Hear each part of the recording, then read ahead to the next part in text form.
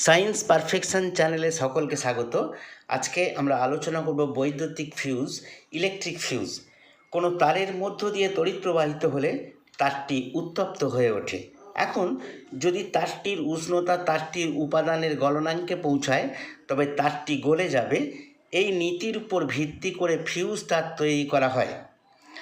Fuse তার চীনামাটির হোল্ডারের সাথে লাগানো টিন ও সীসার একটি সংকর ধাতু, যাতে টিন 25% এবং সীসা 75%। একটি সরু তার মেন লাইনের সাথে শ্রেণী সমবায়ে যুক্ত থাকে, তাকে ফিউজ তার বলে। ফিউজ তারের বৈশিষ্ট্য: ফিউজ তারের গলনাঙ্ক কম, ফিউজ তারের রোধ বেশি, ফিউজ তারটি মেন লাইনের সাথে শ্রেণী সমবায়ে যুক্ত থাকে।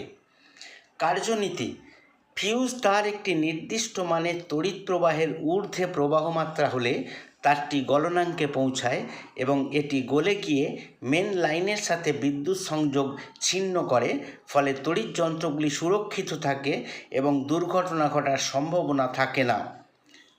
ব্যবহার: অতিরিক্ত তড়িৎ প্রবাহজনিত ক্ষতির হাত থেকে রক্ষা পাওয়ার জন্য বাড়ির বৈদ্যুতিক লাইনে ফিউজ তার ব্যবহার করা হয়। ক্লাসটি ভালো লাগলে একটি লাইক দেবে, চ্যানেলটিকে সাবস্ক্রাইব করবে। ধন্যবাদ।